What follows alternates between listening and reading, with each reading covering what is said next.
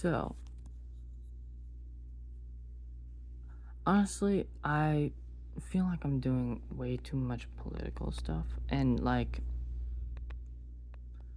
again, those are my opinions and from what I've seen so far and what I've taken from this. And there's a lot more to them, but I just want to go back to the science because I haven't been really doing much of that. Um, but I'll make this one a little short. So, I, if I can, I was thinking,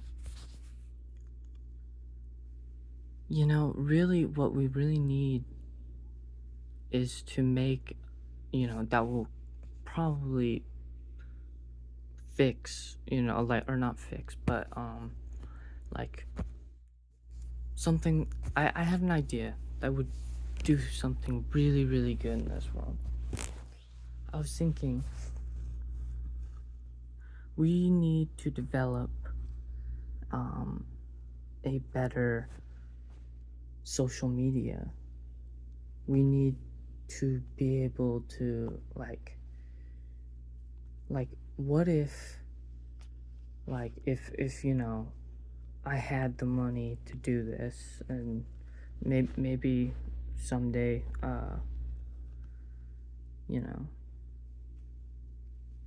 we maybe, hopefully, but I'll just put it out there so someone who and people who are willing to participate and try to make it real, that would be great. And I would love to contribute to that myself. Um, but I guess I don't really want to be the one who does it. But I mean, I still will if I want. I want to, but I just really want it to be a thing. So anyway,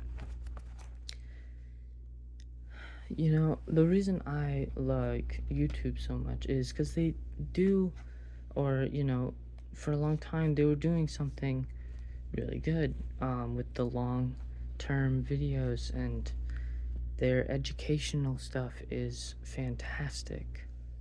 That's where I learn a lot of it, and then I read books from other scientists, and unfortunately, science communication isn't so much a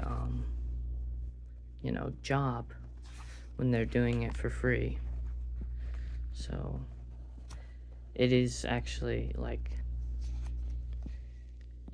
economically the wrong choice to go, if you're like a professor or a scientist, because you're spending time doing that instead of, doing whatever else you would be doing on projects and um, teaching.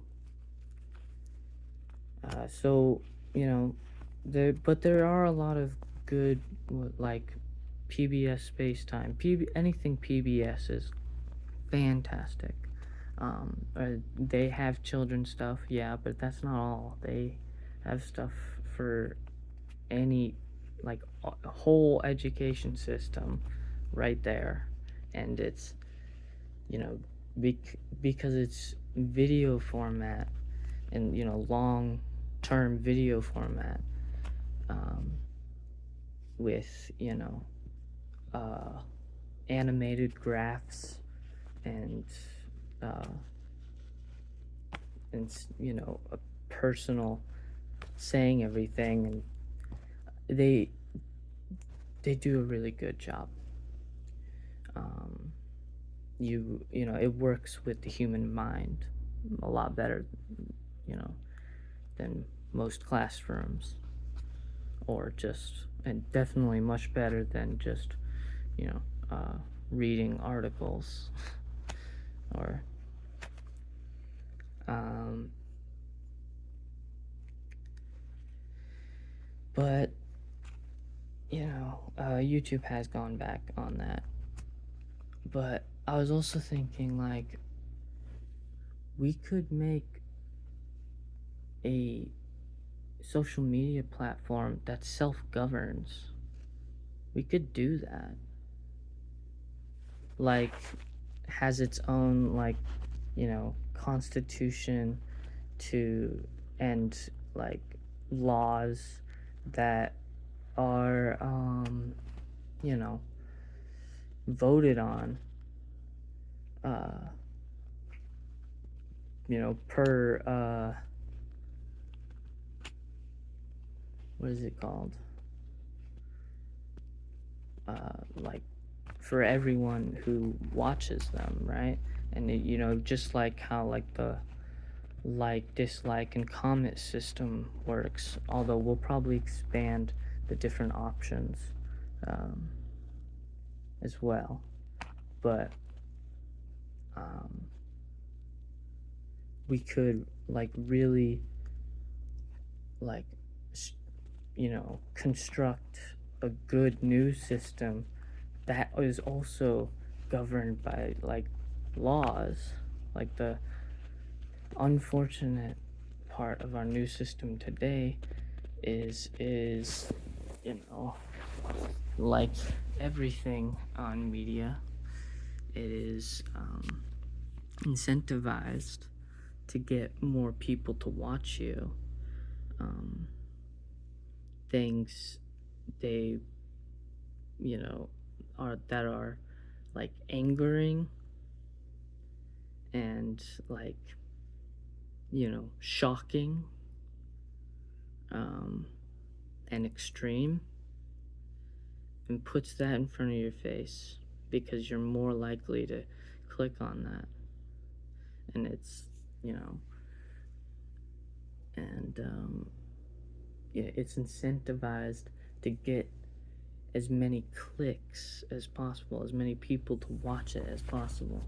And, because it's company run, and so is the news. It's a company.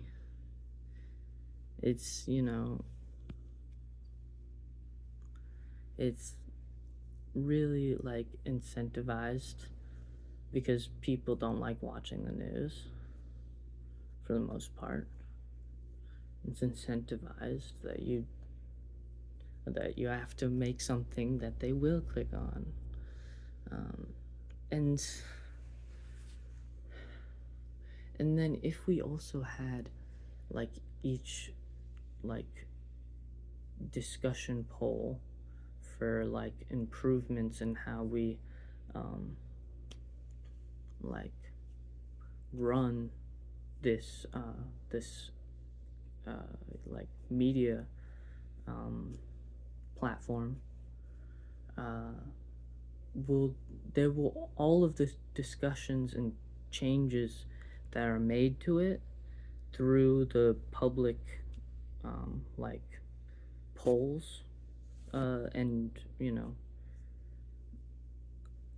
we they will always be, like, continuous. They're not like, oh, we stopped deciding, we reached an opinion. No, it'll always be on there, and they'll reach enough, like, and dislike, or that'll have some more extra options for opinion wise, because it's, it shouldn't be just a polarized yes or no. You should have more to be able to say. And it should be more complex than that. But as things change, people can not only change what they voted, and it always stays up there. So if we change our minds, people will go back on how they voted and change it, and it'll always be, like, it'll be a lot harder for it to evolve into a system that goes on pure economic and, you know, economic, uh, incentives, and there's a lot of ways we could format it too. Like, we'll definitely have, you know, definitely work with scientists and uh,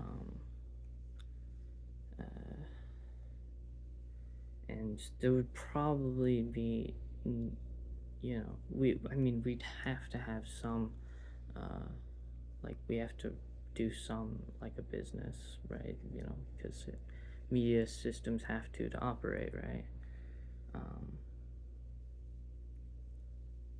so